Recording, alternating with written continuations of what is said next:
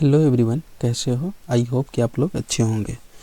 तो इस वीडियो में हम लोग बात करने वाले हैं व्यंजन वर्ण और स्वर वर्ण से संबंधित जो भी वस्तुनिष्ठ प्रश्न है उसको इस वीडियो में हम लोग देखेंगे। ठीक है, पिछले दो वीडियो, हमारा पहला वीडियो था स्वर वर्ण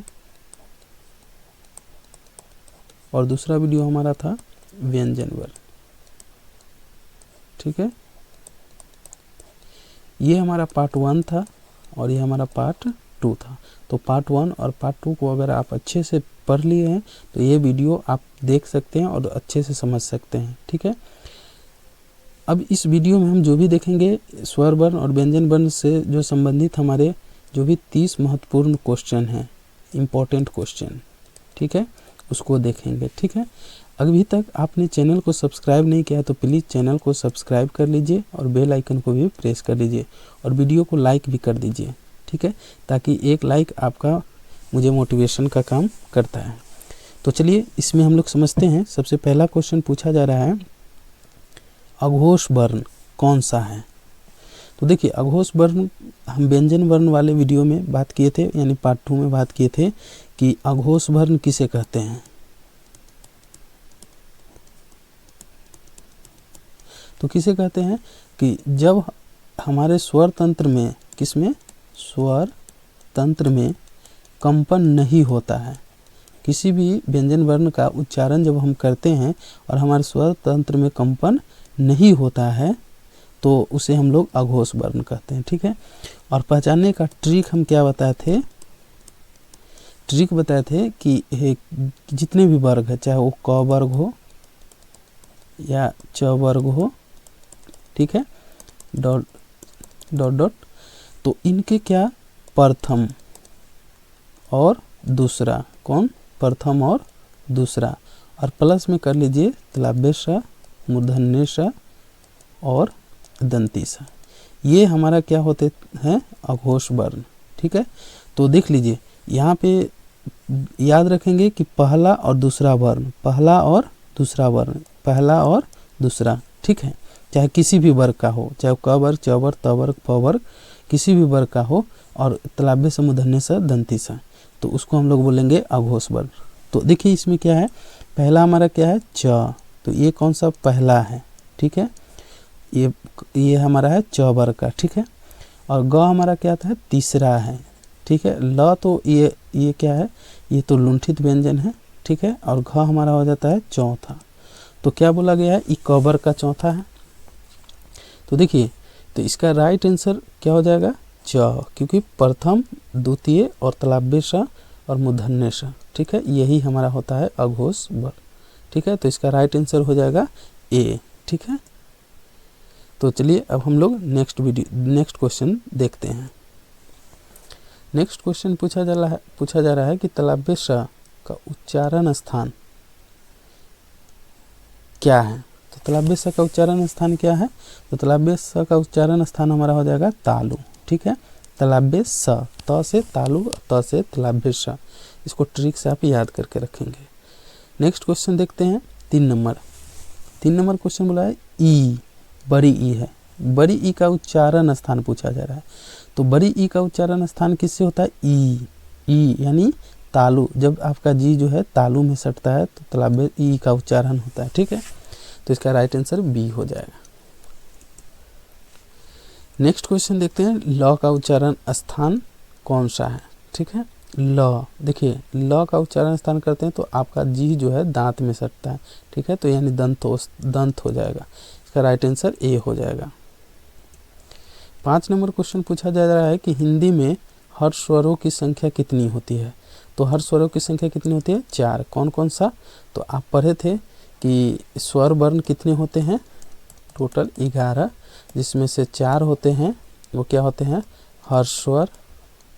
ठीक है, और बाकी जो बच जाते हैं 7, वो हमारा होता है दीर्घ स्वर। कौन होते हैं, दीर्घ स्वर। तो आई होप कि आप समझ गए कि हर स्वरों की संख्या कितनी होते हैं, 4। इसका राइट आंसर बी हो जाएगा। नेक्स्ट देखते हैं, अ का उच्चारण स्थान क्या पूछा जा रहा है, अ का उच्चारण स्थान है। तो अ का उच्चारण स्थान किससे है? तो अ देखिए, अ यानी कंठ से आ रहा है। किससे आ रहा है आवाज? कंठ से। तो इसका राइट आंसर डी हो जाएगा, कंठ। नेक्स्ट देखते हैं 7 नंबर क्वेश्चन। 7 नंबर क्वेश्चन पूछा जा रहा है कि र, देखिए, और री का उच्चारण स्थान पूछा जा रहा है। ठीक है, तो र और री ये किससे आ रहा है? मूर्धा से। किससे? मूर्धा से। ठीक है, तो इसका राइट आंसर ए हो जाएगा। 8 नंबर क्वेश्चन देखते हैं, हिंदी में घोष वर्ण कौन सा है? तो चलिए घोष वर्ण को भी हम यहाँ पे समझा देते हैं। घोष वर्ण, घोष वर्ण क्या होता है कि जब हमारे स्वर तंत्र में, किसमें? स्वर तंत्र में कंपन होता है। देखिए अघोष में क्या होता है? कंपन नहीं होता है, और घोष में स्वर तंत्र में कंपन होता है। ठीक है, और वहाँ पे होता है प्रथम दूसरा। ठीक है, यानी पहला और दूसरा। यहाँ पर बच जाएगा तीसरा, चौथा, पांचवा। ठीक है, और प्लस में तो आपको बच जाएगा सभी स्वर वर्ण। ठीक है, सभी स्वर वर्ण जैसे अ, आ, सो ऑन। ठीक है, यानी जितने भी है ये सभी 11 है, ये सभी हो जाएंगे घोष वर्ण। ठीक है, तो देखिए पहला, चौथा, पांचवा ये किसी वर्ण का है इसमें? तो देखिए ये दंती स है और ह, और सॉरी एक इसमें और जोड़ लीजिए, इसमें ह भी होता है। ठीक है, ये घोष वर्ण ह भी होता है। ठीक है, तो इसका राइट आंसर क्या हो जाएगा? बी। ठीक है, यानी ह। देखिए अ तो हमारा, तो देखिए यहाँ पे ये थोड़ा मिस्टेक है, यहाँ पे क्वेश्चन गलत है। इसमें देना चाहिए था हिंदी में निम्नलिखित में कौन घोष वर्ण नहीं है। ठीक है, तो देखिए ये घोष वर्ण है, ये भी घोष वर्ण है, और ये भी घोष वर्ण है, क्योंकि च, छ और ज ये तीसरा है। ठीक है, ये तीसरा वर्ण है च वर्ग का, और ये है हमारा स्वर वर्ण अ।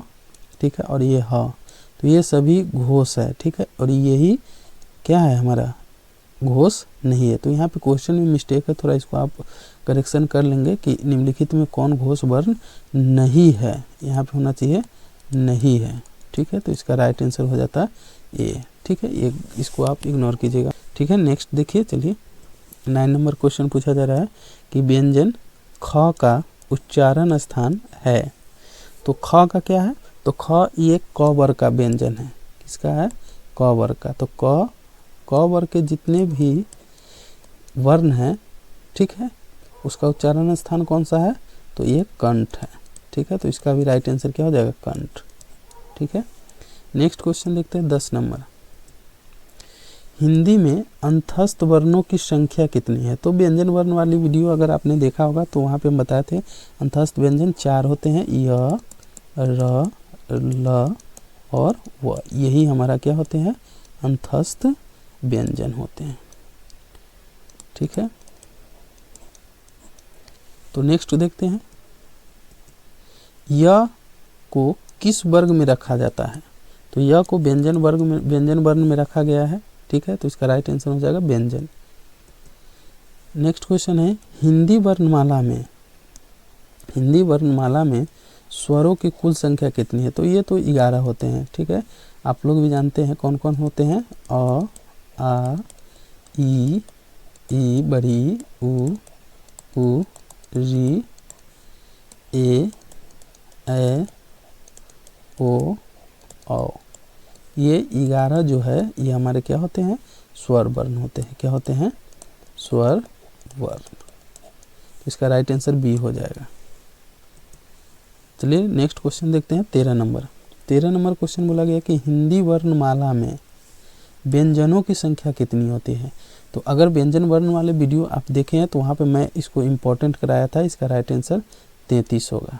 ठीक है, नेक्स्ट देखते हैं, अयोग्यवाह वर्ण कौन सा है? तो देखिए अयोग्यवाह कितने होते हैं? अयोग्यवाह 2 होते हैं। कौन? अनुस्वर,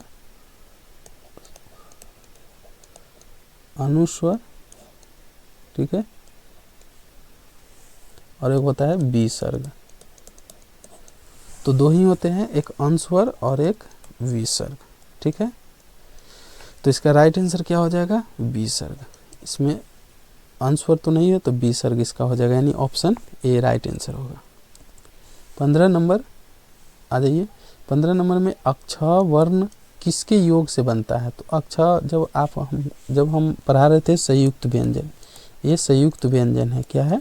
संयुक्त व्यंजन। तो संयुक्त व्यंजन में जब हम पढ़ा रहे थे तो वहाँ पे बताए थे कि अक्षर का जो योग होता है वह क जोड़ स होता है। ठीक है, तो इसका राइट आंसर क्या हो जाएगा? ए। ठीक है, तो चलिए नेक्स्ट देखते हैं। उच्चारण के आधार पर नासिकीय व्यंजन कौन सा है, यानी नासिक से बोलने वाले? तो य। इसको भी हमने व्यंजन वर्ण वाले वीडियो में बताए थे कि अंग यानी पंचाक्षर भी इसको हम लोग बोलते हैं। अंग हो गया, य हो गया, बड़ी न हो गया, छोटी न हो गया और म, ये जो है हमारा ये नासिकीय वर्ण है। ठीक है, इसको याद रखेंगे। तो इसमें यह हमारा राइट आंसर हो जाएगा बी। 17 नंबर क्वेश्चन देखते हैं। 17 नंबर क्वेश्चन बोला गया त ध्वनि का उच्चारण स्थान क्या है? तो त का उच्चारण स्थान किससे हो रहा है? त यानी दांत से। किससे? दांत से। तो राइट आंसर ए हो जाएगा। चलिए 18 नंबर देखिए। ख वर्ण उच्चारण की दृष्टि से है। देखिए ख वर्ण क्या है? तो ये संघर्षी है। ख का जब हम उच्चारण करते हैं तो संघर्ष यानी कि बोलने में थोड़ी ऊष्मा को ज़्यादा ज़रूरत पड़ती है, संघर्ष लगता है, इसलिए इसको संघर्षी बोला जाता है। ठीक है, तो ये हो गया हमारा right answer B. 19 number question देखते हैं। अल्प प्राण वर्ण कौन सा है? तो देखिए अल्प प्राण को पहले समझ लेते हैं। व्यंजन वर्ण पढ़ रहे थे तो वहाँ पे हम पढ़ाए थे अल्प प्राण। थ्योरी वाले वीडियो अगर अभी भी नहीं देखें तो जाके देखिए, आपको अच्छे से समझ में आ जाएगा। और दूसरा देखे थे महाप्राण। देखिए अल्प मतलब थोड़ा, अप्राण मतलब ध्वनि, या बोल सकते हैं श्वास, श्वसन, वायु। ठीक है, यानी कि जिसके उच्चारण में श्वसन वायु, ठीक है, श्वसन वायु बहुत कम निकलता हो, अल्प मात्रा में निकलता, तो उसे हम लोग बोलेंगे अल्प प्राण। ठीक है, पहचानने का ट्रिक क्या बताए थे? तो इसका था 1 3 5। ठीक है, और महाप्राण के क्या बताए थे? बच गया 2 4। ठीक है, तो इसमें देखिए कौन सा हो जाएगा? प्रथम, तृतीय, पंचम। तो इसमें देखिए क हो जा रहा है, आंसर हो जाएगा क। ठीक है, 19 नंबर क्वेश्चन का क, ए नंबर। ठीक है, अब देखिए ये आ गया हमारा य, र, ल, व। किस वर्ग के व्यंजन है? तो ये संयुक्त है। क्या है? संयुक्त, सॉरी अंतःस्थ हो जाएगा। ठीक है, अंतःस्थ व्यंजन। इसको हम लोग देखे थे जब हम व्यंजन वर्ण के प्रकार पढ़ रहे थे, तो उस जगह हम बताए थे व्यंजन वर्ण के 3 भेद होते हैं। एक होता है हमारा स्पर्श व्यंजन, दूसरा बताए थे अंतःस्थ व्यंजन, ठीक है, और तीसरा बताए थे ऊष्मी व्यंजन। ठीक है, तो अंतःस्थ व्यंजन कौन कौन होते हैं? तो यही होते हैं य, र और ल, व। ठीक है, तो इसका राइट आंसर सी हो जाएगा। चलिए 21 नंबर क्वेश्चन देखते हैं। वर्णमाला में ध्वनि की सबसे छोटी इकाई, ठीक है, ध्वनि की सबसे छोटी इकाई यानी स्वनिम होता है, स्वनिम। लेकिन यहाँ पे ध्वनि टाइपिंग में मिस्टेक है, तो इसको राइट आंसर हो जाएगा स्वनिम। ठीक है, नेक्स्ट क्वेश्चन देखते हैं। संयुक्त व्यंजन, संयुक्त व्यंजन ज्ञ किसके योग से बनता है? ज्ञ पूछा जा रहा है, तो फिर से वही जो संयुक्त व्यंजन हम बताए थे, ये भी संयुक्त व्यंजन है। ज्ञ के लिए हम क्या बताए थे? ज्ञ में आता है ज, हलंत, जोर, य। ठीक है, तो इसका राइट आंसर कौन सा हो जाएगा? B. B number right answer हो जाएगा। 23 नंबर क्वेश्चन देखिए, क्या बोला गया है कि वर्णों के क्रम में त पूर्व में कौन सा आता है? वर्ण आता है। त से पूर्व कौन सा आता है? तो त से पूर्व कौन आता है? तो ट आता है। ठीक है, त से पूर्व ट आता है। राइट आंसर ए हो जाएगा। नेक्स्ट देखिए, नेक्स्ट में है हिंदी में स्वर कौन से होते हैं? स्वर, तो देखिए स्वर कौन होते हैं? तो केवल अ से अनुस्वर तक। ठीक है, व्यंजन नहीं होते, मात्रा नहीं होते, उपसर्ग नहीं होते, तो इसका राइट आंसर ए हो जाएगा। ठीक है, 25 नंबर क्वेश्चन देखते हैं। कंठ ध्वनि का उदाहरण है, तो कंठ यानी क, ठीक है, इसका राइट आंसर ए होगा। ओष्ठ व्यंजन का कौन सा है? ओष्ठ यानी ओष्ठ से बोलने वाले, तो बताए थे कि प